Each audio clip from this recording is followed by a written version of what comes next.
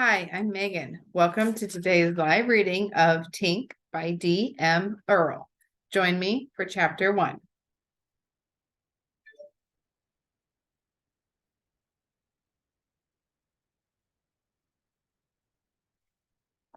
God damn it. Every time we bring in survivors, I go through the same fucking torture as if it happened just this morning. Scanning every young girl's face, hoping one of them is her. I can't believe I even can think of it. Praying against all odds after all this time that we actually find her. As usual, nothing at all. Swear to Christ, it's like that day she plain old disappeared off the face of this earth. That day plays on repeat in my head. My Groundhog Day moment. How the hell can we be at the park one minute having a blast and the next we're walking home in the dark when that van pulls up?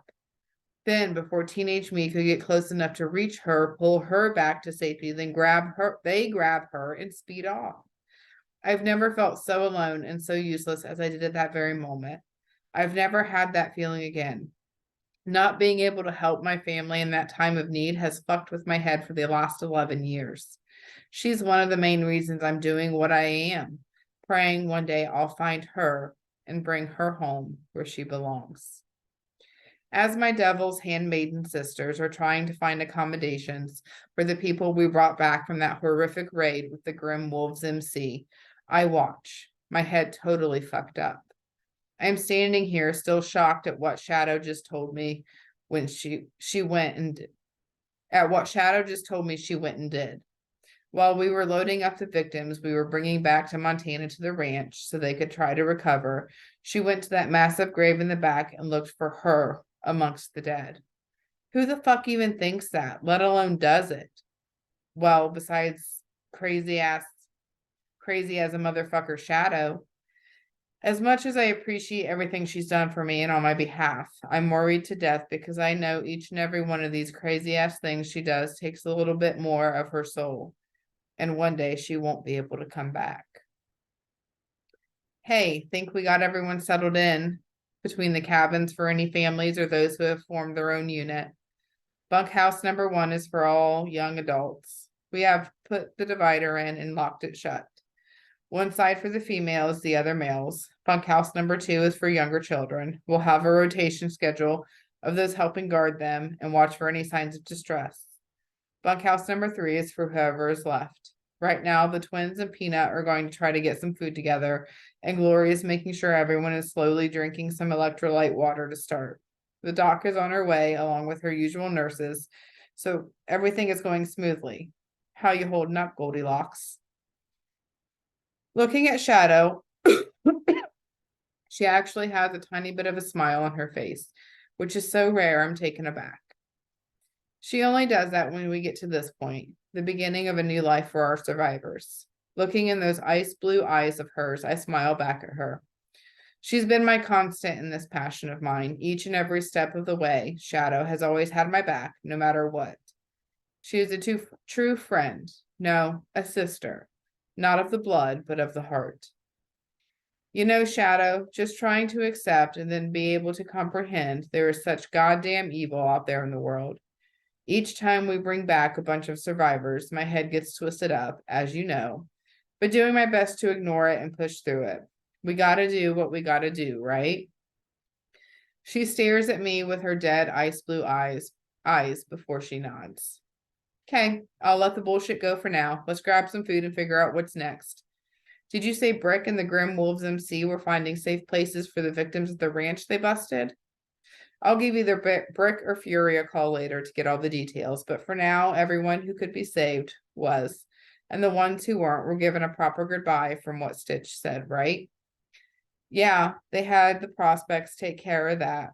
Not a job I'd ever want, but just saying, don't get pissed, Shadow. But what you did means more than I can ever express, girl. Bitch, there's a lot, but so listen to me. Please don't do more damage to yourself to try to give me peace. Zoe, I can't live with that. I need you by my side. So just consider that, okay? Again, she stares at me before I get a very soft, okay, Maggie. She shoulder bumps me, which she has to bend down to do since I'm a mini midget. Flying a few feet, I look back at her and she's grinning like a crazy woman. Damn, 2 smiles in less than 30 minutes? What's going on? She feeling all right? I think to myself.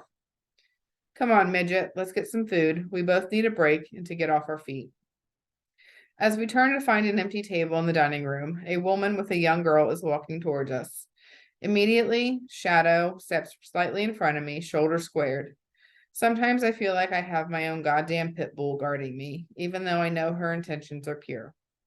Excuse me, please, may we speak to you? We'd really appreciate your time. Moving from behind Shadow to stand beside her, I look at both of them. From the look of it, you can tell they were at the Devil's Den for quite a long time. The demons in both their eyes are devastating to see, but there's something else there too. A bit of their inner strength to fight was trying to come to the surface. Hey, hello, I'm Tink, and this scary-ass bitch is Shadow. She looks meaner than she is, I promise. What can we do for you two? Before I can prepare myself, the younger girl literally jumps my way, putting her arms around my middle, repeating over and over, thank you, thank you, thank you. Knowing how high their emotions must be, not to mention the disorientation of moving from that living hell to our ranch, I give her a minute, barely touching her. With one hand, I gently rub it up and down her back, and that works because she starts crying and mumbling stuff I can't understand. Shadow is right there, almost touching me, as I can feel her breathing on me for Christ's sake. Come on, Chloe, let's give these women some room. I know, sweetie, but you need to try to hold it together. Remember the announcement that a doctor with nurses are on their way to check everyone out? Feeling Shadow tense next to me, she steps in front of me, putting her hands on the young girl's shoulders, which has her jump and grab on harder to me. Chloe, do you need to see a doctor right now? Is something wrong that you'd like to tell us about so we can help you? Come on, don't be afraid. Child, we both know how strong you and your, Shadow looks at the older woman who smiles at her. Sorry, that's Chloe and I'm her sister, Ruthie. We didn't mean to bother you. I'm not sure, but my sister might be in labor or having a miscarriage.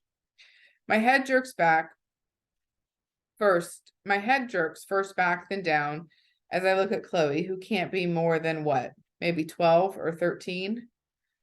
Ruthie keeps talking, which has my head spinning. You might not know this, but that farm, or whatever that crazy bitch was calling it, was a breeding farm. The guards or other prisoners would rape every woman who was of childbearing years. Not sure, but we think they sold the babies on the black market. Chloe has had one other child, and I've had 4. Never saw them after they were born for more than maybe 10 minutes before they ripped them out of our arms and took them away. So she needs to see a doctor. She's been sick forever and they didn't care. I'd appreciate whatever can be done. Don't have any money, but I can work off whatever we owe. I'm a pretty good cook and can sew and shit, wash dishes if I have to. She's all I've got left. They killed our parents and we haven't seen our 2 brothers in forever. If they're alive, they aren't our brothers because those guards would have turned them into demons just like they were. Bullies who kidnap, rape, beat, and then murder the weak. I move closer to Ruthie, with Chloe still wrapped around me, trying to bring her into this hug. I can feel the anger that is leading to tears in my eyes, but fight them back. Feeling Shadow behind me, I just give them all I have for a few minutes because deep down inside, I know how they both feel. When I feel Chloe relax, I pull myself together, shutting down my heart so I can take over because these 2 sisters need our help at this moment. All right, Chloe, step back and dry those tears. No more for those assholes. Doc's on her way and should be here shortly. We're going to walk you to the medical building and get you settled into a room right now. So you're first on her list. Do you have any pain, bleeding, or contractions, sweetie? Are you sure you're even pregnant? Because you sure as hell don't look it. As she softly speaks, providing some answers, the acid sitting in my stomach flips around and almost comes up. Who the fuck thinks up this wickedness and vile shit to do to another human being? And for what purpose? To feed the perverts out there and their sickness while making money? We're losing our minds in this country, I think to myself. As the 4 of us head over to the Blue Outbuilding, I pray this poor child is not pregnant with one of her rapist's babies. What happens has already scarred her for life. She doesn't need a daily reminder. Unfortunately, that's what the infant would be. Only time will tell But looking at her and knowing her age has me worried about what is happening to her at this exact moment in time. As always, in my mind's voice, I promise one day I will find her. Not sure how, but just feel that day is coming soon. Shadow, of course, is in my head, so when her hand touches my shoulder, I stop walking and accept her awkward hug. Besides my family, Shadow is the only one who knows the entire story of that day so long ago, the day that changed the path of my life forever.